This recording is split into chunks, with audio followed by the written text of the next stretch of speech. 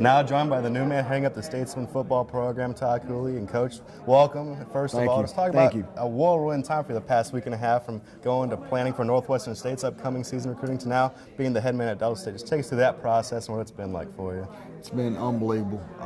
Very, very excited to get going. I've got 1,000 questions I'm trying to get answered, but it's been fun. The biggest thing that's been great is just all the people.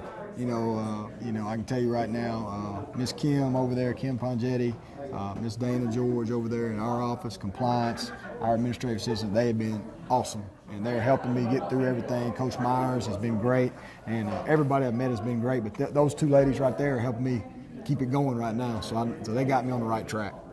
And talk about just kind of the pace isn't going to slow down. It's a little bit behind the 8 ball when it comes to like recruiting time and how you time to see recruits. But talk about just getting on the road, keeping the players we have, and going out and finding some new ones to bring in at Delta State. No doubt. My plan today is the rest of this day is to make sure these guys are on track here for their week. Talk to them before they go in the weight room this afternoon, and then tonight I'll be in some home visits and won't stop. And then I'll get back on Thursday because we're gonna bring some recruits in Thursday, Friday, Saturday, and then we'll try to sign some next Wednesday.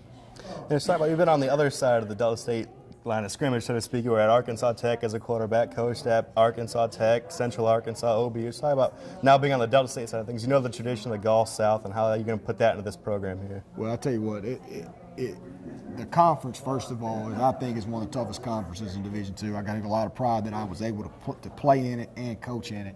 And to be able to come back in it as a head coach at one of the premier schools in the conference, I'm lost for words on that. The thing that we got to do is we've got to take back our place in the conference. We got to earn it, but we got to get it back, our rightful place in the conference, where we're hunting for those conference championships every year, and that's the plan.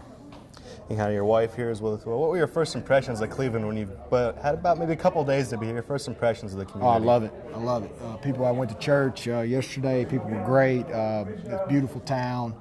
I've had great food since I've been here, and it's been awesome.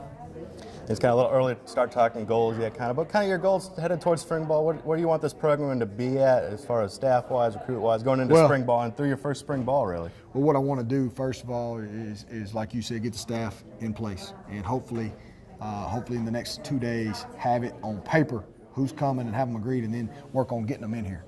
And then from there, obviously we got to get through signing day. That's the next step. And sign some quality players. We got to hold on to them. We got to go get a couple more. And then after that, we got to start building this team through off-season work, getting our coaches coached up on what we're going to do offensive and defensive, and use those 15 practices of spring ball to evaluate our talent. And I haven't even, I had a coach today trying to call to find out when our spring ball is going to be. I have no idea yet. I'm just taking it step by step, and then I'll work through the calendar. After first step is getting the staff hired as we're recruiting, and then we'll go from there. And we saw some option football out of the Statesman last year. Talk about your offensive philosophy, really, about you're an offensive coach. We're going to have the option and the option to throw it to about 3 or 4 guys. That's my version of the option. As well as, I want to be balanced. But our triple option is going to be a little bit different, I think, than what they were running. We're going to try to throw it to 2 or 3 guys on any given play. And you mentioned how you'll meet with the players at times. What are your first impressions of the players we have? Tell you what, been great. Very nice young men. We got some good-looking young men. And I'm excited about that. Those guys coming in and out, and they've been great. They've been working hard. I poked my head in the weight room. They're working hard this morning and on time, and they're trying to do things the right way.